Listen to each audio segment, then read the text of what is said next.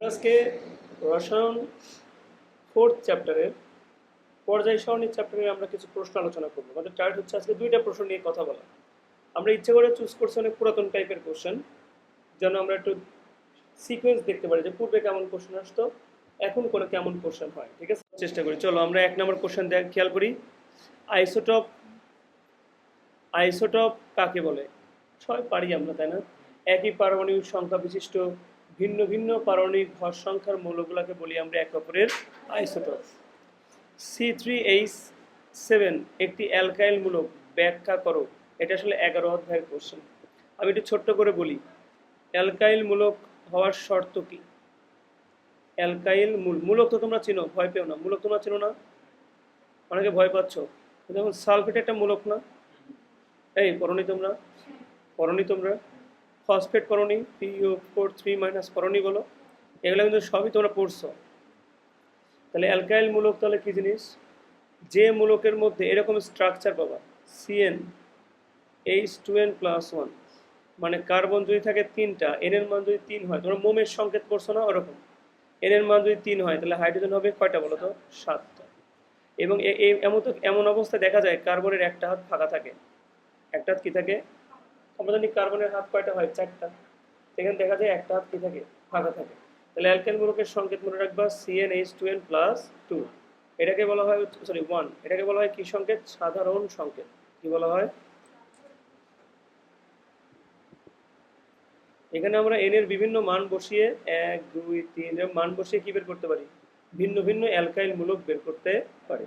যেমন আমি যদি 1 বসাই তাহলে কি হবে? CH3 না? সবাই কি বুঝছো? এই যে একটা হাত ফাঁকা। এটা মজার জিনিস শিখে নাও।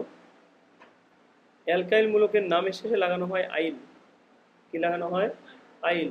আমি ওখানে শিখাইছিলাম তোমাদের, কার্বন সংখ্যা 1 হলে তাকে বলি আমরা মিথ। না শিখালে শিখে নাও। কার্বন সংখ্যা 2 হলে কি বলি? 3 হলে কি বলতাম? প্রোপ। 4 হলে কি বলতাম? বিউট। আর 5 হলে বলতাম পেন্ট। আমাদের এই 5টারও মনে রাখবা। তাহলে যদি আমি বলি এরকম যে C2, তাহলে 2 হলে 2 2 4 আগে কত হয়? 5। তাহলে বলো কার্বন কয়টা হয়েছে এখানে? 2টা। কার্বন যদি 2টা হয় তখন তাকে বলবো ইথ না? আর আইল লাগালে কি হবে? ইথাইল। তাহলে নাম হচ্ছে ইথাইল। আশা করি আমরা বস হয়ে গেছি যে অ্যালকাইলমূলক চিনব কি করে? CnH2n+1 দ্বারা। সেখানে কার্বনের একটা হাত কি থাকবে? ফাঁকা থাকবে। আর এন এর মান হতে পারে 1 2 3 4 করে। কার্বন সংখ্যা 5টা হলে পেন্ট, 4টা হলে বিউটি। আমি মুখস্থ করে রাখবো। আর নামের শেষে কি লাগাই দেবো? আইল লাগাই দেবো। যেমন তোমাকে যদি বলতাম আমি, তুমি 4টা কার্বন দাও, তাহলে এখানে যদি 4 লেখো তাহলে এখানে 4 2 8 এ কত হবে? 9। এই যে একটা হাত ফাঁকা, এর নাম হয়ে গেল কি? বিউটাইল। এই তোমরা বুঝছো সবাই? বুঝছো? তুমি বুঝছো সবাই? তুমি বুঝছো? তাহলে আমরা এখন পরীক্ষা যদি আসে C3H7 একটি অ্যালকাইল মূলক, ব্যাখ্যা করো। তুমি আগে লিখবা অ্যালকাইল মূলকের সাধারণ সংকেত হলো CnH2n+1। তার মানে হলো এন এর মান যদি 1 হয় তাহলে কার্বন সংখ্যা 1 হলে হাইড্রোজেনের সংখ্যা হবে তার ডাবলের থেকে 1 বেশি। যেমন 2 1 2 কত হয়? 3। উক্ত উক্ত সংকেতে কার্বন কয়টা আছে? 3টা। তাহলে হাইড্রোজেনের সংখ্যা হওয়া উচিত ডাবলের থেকে 1 বেশি, মানে 7টা। যেহেতু সে সাধারণ সংকেতের নিয়ম মানে, সুতরাং এটা একটা কি মূলক? অ্যালকাইল মূলক। আশা করি এভাবে ব্যাখ্যা করতে তোমরা পারবা, তাই না? বলো, পারবা না? আচ্ছা। গ নাম্বার, উদ্দীপকের এ গ্রুপটির ধাতব ক্রমের ব্যাখ্যা করো। এ গ্রুপ মানে যে ক্ষার ধাতু গ্রুপ, এটা আমাদের জানতে কোনো সমস্যা নাই, কারণ 1 নম্বর গ্রুপে কে থাকে? হাইড্রোজেন, সোডিয়াম, এগুলো থাকে। আর এগুলো দেখেই বুঝতেছি ঠিক কয় নম্বর গ্রুপ নিয়ে কথা হচ্ছে? 1 নম্বর। আর 1 নম্বর গ্রুপে যারা থাকে তাদের কি ধর্ম নিয়ে আমরা কথা বলবো এখন? ধাতব ধর্ম। কি নিয়ে কথা বলবো? দেখো এগুলো আমি সব পড়িয়েছি, বুঝছো? তোমরা একটু মনোযোগ দিলে বলবা আসলে তো সব পারি আমরা। যেমন আমি কিছু কথা মনে করাই দিই। আমরা একটা কথা খুব ভালোভাবে মনে রাখো। এক দিতে কি বোঝাচ্ছে? গ্রুপ। মনে রাখবে একই গ্রুপের যদি তুমি উপর থেকে নিচের দিকে যাও, একই গ্রুপের কোন দিকে যাও? উপর থেকে নিচের দিকে যাও, তাহলে কিন্তু আকার বড় হয়ে যায়। আকার কি হয়ে যায়? কেন হয় সেই কেনর উত্তর আমি দিয়েছিলাম। কেন হয় বলো তো? মানে প্রত্যেক ধাপে কি হয় বলো তো? হ্যাঁ, প্রত্যেক ধাপে কি হয় বলো তো? একটি করে নতুন কক্ষপথ যুক্ত হয়, একটি করে কি যুক্ত হয়? কক্ষপথ ইংরেজি কি? অরবিট। তাই আকার কি হয়ে যায় বলতো? বড়। এখন 1 নম্বর গ্রুপের আমরা ধাতব ধর্ম নিয়ে কথা বলতে চাই, তাই না? তোমাকে আগে জানতে হবে ধাতব ধর্মটা আসলে কি। ধাতব ধর্ম কখন বাড়ে জানো? যখন কোনো মৌলের আকার বড় হয়, আকার কি হয়, তার ধাতব ধর্ম বাড়ে। তার ধাতব ধর্ম কি হয়? কথাটা মনে থাকবে, আকার বড় হলে কি হয়? ধাতব ধর্ম বাড়ে। বা আকারকে কিন্তু আমরা রসায়নের ভাষায় কি বলি? পারমাণবিক ব্যাসার্ধ। কি বলি আমরা? পারমাণবিক ব্যাসার্ধ। এখন ঘটনা হচ্ছে কেন আকার বড় হলে ধাতব ধর্ম বাড়ে, কেন এই কথাটা বলা হচ্ছে? ধাতব ধর্ম ব্যাপারটা কেমন জানো? ইলেকট্রন দান করে দিতে পারে যে দ্রুত। ইলেকট্রন কি করতে পারে? ইলেকট্রন দান মানে ইলেকট্রন যে মনে করো সহজে দান করতে পারে, কি করতে পারে? সহজে দান করতে পারে। তার মনে করো ধাতব ধর্ম কি বেশি, তার ধাতব ধর্ম কি হয় বলতো? বেশি। আমার কথাই তোমরা বুঝছো? ইলেকট্রন সহজে যে দান করতে পারে তার ধাতব ধর্ম কি হয়? বুঝছো কথাটা? আমি অনেক এক্সাম্পল দিচ্ছি। ধরো সোডিয়ামও একটা ধাতু, পটাশিয়ামও একটা ধাতু। বুঝছো? সোডিয়ামের থেকে কয়টা ইলেকট্রন? 11। আর পটাশিয়ামের থেকে কয়টা? 19টা। তোমরা যদি ইলেকট্রন বিন্যাস করো,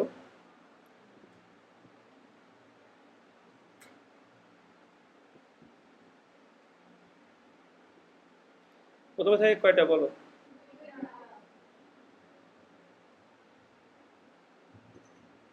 2টা। তারপরে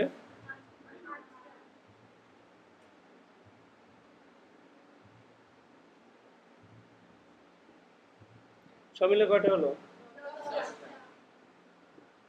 আর কয়টা লাগে? বুঝছো? তুই পটাশিয়ামের চিন্তা করো, 1 না? কয়টা হলো?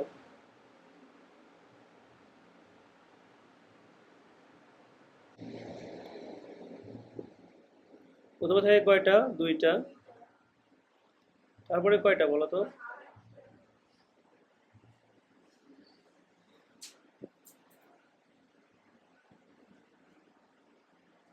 ওই 18টা হয়েছে, বুঝছো? তারপরে কয়টা? একটা। এখন তোমরা নিজেরাই বলো, সোডিয়ামের কক্ষপথ হলো 3টা আর পটাশিয়ামের কক্ষপথ কয়টা? 4টা। তাহলে আকারে কার বড় হওয়ার কথা? পটাশিয়ামের।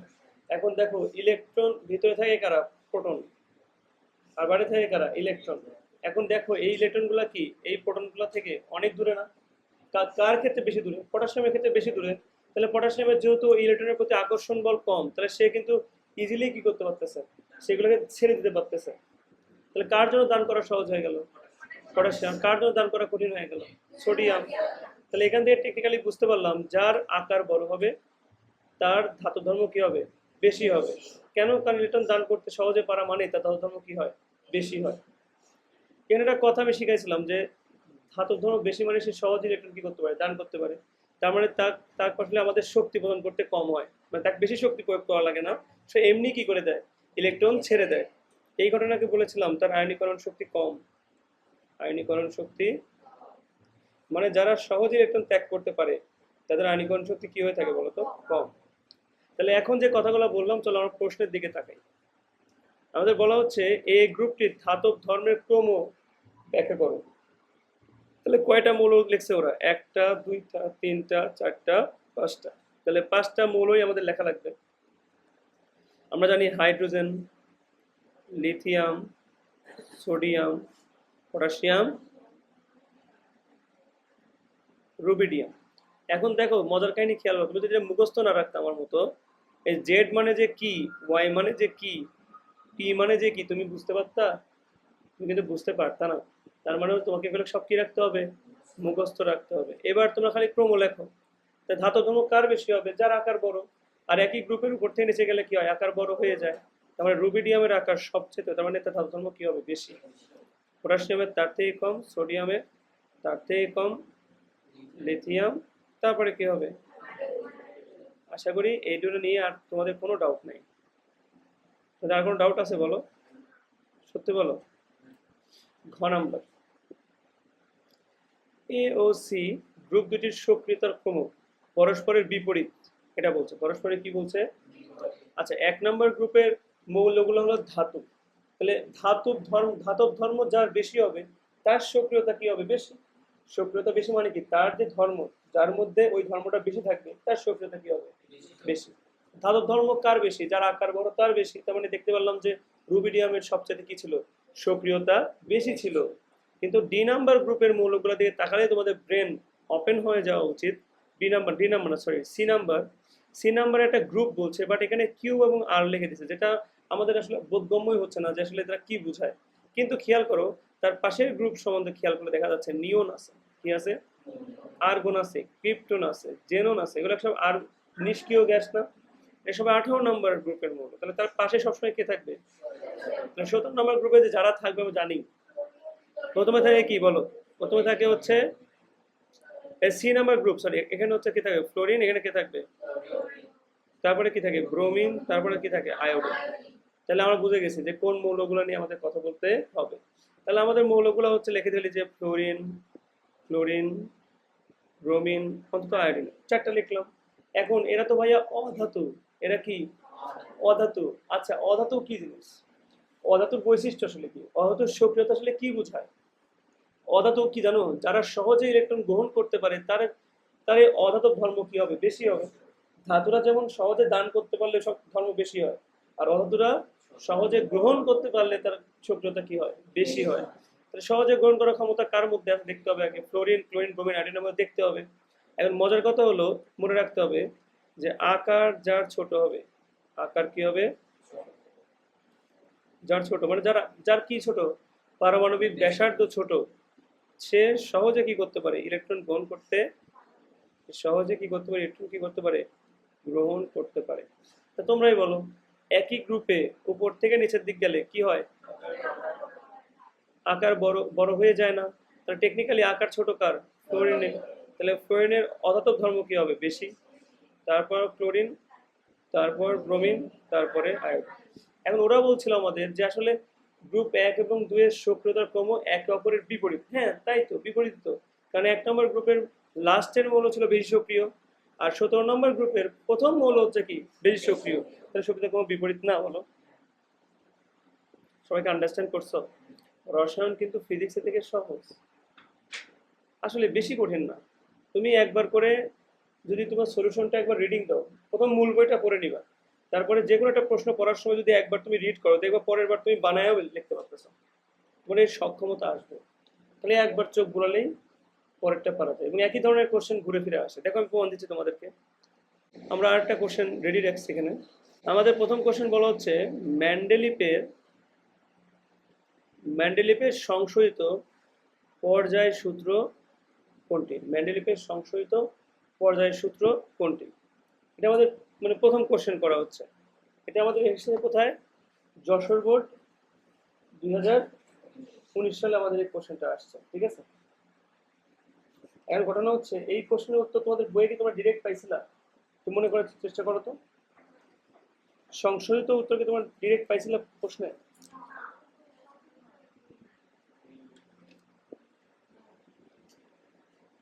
ডিরেক্ট পাও নাই। ম্যান্ডেলিপের সংশোধিত উত্তর কোনটা বলো। এটা তোমাদের কনফিউজড হয়ে গেছে তোমরা, আমি জানি যে ম্যান্ডেলিপের সংশোধিত পর্যায়সূত্র কোনটা।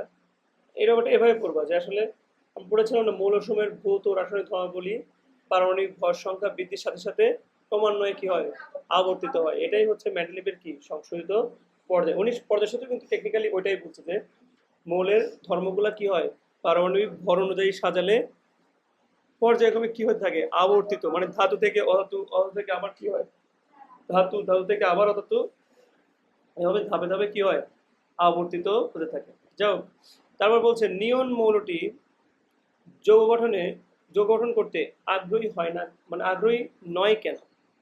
আচ্ছা, কেউ একজন যৌগ কেন গঠন করে, কেন গঠন করে, অবশ্যই তার উপশক্তি স্তর ইলেকট্রন দ্বারা পূর্ণ করার জন্য, বা অষ্টক সূত্র দ্বিতীয় সূত্র আমরা শিখেছিলাম। তাদের মেন উদ্দেশ্য থাকে কি, তাদের যে উপশক্তি স্তরগুলো ফাঁকা আছে সেগুলো কি করতে হবে আমাকে পূর্ণ করতে হবে। এই জন্যই মূলত ওরা কি করে যৌগ গঠন করে। এখন নিয়ন সেটা একটা নিষ্ক্রিয় মৌল, তার তার উপশক্তি স্তর সমূহ কি থাকে, ইলেকট্রন দ্বারা পূর্ণই থাকে, তাহলে সে কি চাবে যে আমি অন্য কারোর সাথে বিক্রিয়া করবো? উত্তর পেয়ে গেছে আশা করি। গ নম্বর, ইলেকট্রন বিন্যাস করে পর্যায় সারণীতে ওয়াই মৌলের অবস্থান ব্যাখ্যা করো। আমরা অবস্থান নির্ণয় কিন্তু খুব সুন্দর করে শিখছিলাম, আমার মনে আছে। ওয়াই মৌল কে, মানে মেন চ্যালেঞ্জটা কি জানো? মেন চ্যালেঞ্জ হচ্ছে ওয়াই মৌলটা আসলে কে সেটা খুঁজে বের করা। দেখো স্ক্যান্ডিয়ামের পরে কি আছে? টাইটানিয়াম। ক্রোমিয়ামের আগে যে থাকবে সে হচ্ছে ওয়াই, টাইটানিয়ামের পরে যে থাকবে সে হচ্ছে ওয়াই। সবাই খুব আন্ডারস্ট্যান্ড করতে পারছো? তাহলে এর প্রতীক কি হবে? মনে হয় শুধু ভি, তাই না? তাহলে এটা 23।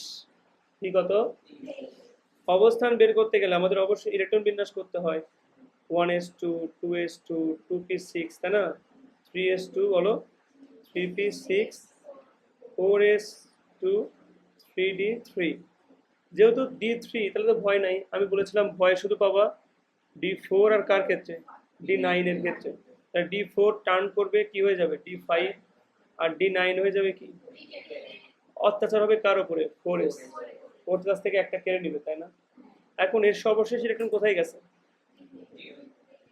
আমি বলেছিলাম যদি দিতে যায়, আমি বলেছিলাম মনে করো যদি দিতে যায়, বুঝছো, দিতে গেলে তোমরা যে কাজটা করবা, এর পাশে যে এসটা আছে না, মানে শুধু ডি না, দিতে গেলে পাশের যে এস আছে ওই এস এর মধ্যে যে কটা ইলেকট্রন থাকবে, কি বললাম, এস এর মধ্যে যে কটা ইলেকট্রন থাকবে সেই ইলেকট্রনগুলো কি করবা তোমরা বলো তো? যোগ করবা।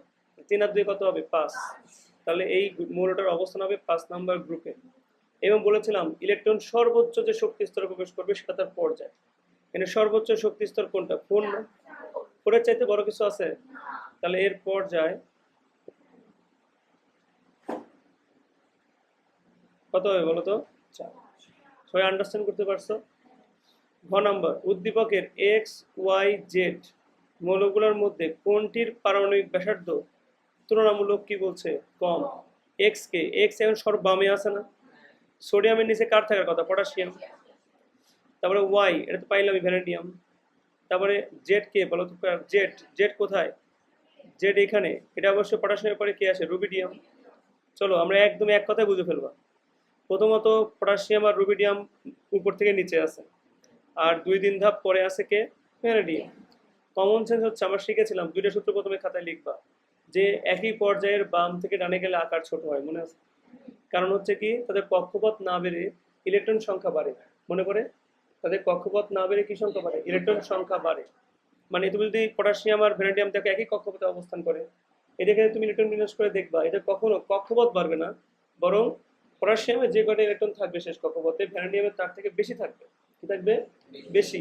আর আমরা জানি সর্বশেষ কক্ষপথে ইলেকট্রন সংখ্যা বেড়ে গেলে আকার কি হয়ে যায়? ছোট হয়ে যায়। কেন ছোট হয়ে যায়? কারণ আমরা জানি চার্জের সংখ্যা বেড়ে যাওয়ার কারণে আকর্ষণ বল বেড়ে যায়, ফলে তার আকার কি হয়ে যায়? ছোট। তাহলে আমরা এটুকু শিওর যে এখানে আকারে সবচেয়ে ছোট হবে কি? ভ্যানাডিয়াম। তারপরে কি হবে? পটাশিয়াম। রুবিডিয়াম যে তারও নিচে আছে, তার মানে কি এর কক্ষপথ এদের থেকে একটা বেশি আছে। যেহেতু রুবিডিয়ামের কক্ষপথ ওদের থেকে একটা কি আছে? বেশি আছে, তাহলে অবশ্যই আনডাউটেডলি রুবিডিয়ামের আকার কি হবে? আশা করি সবাই আন্ডারস্ট্যান্ড করতে পারছে, নাকি বুঝোনি?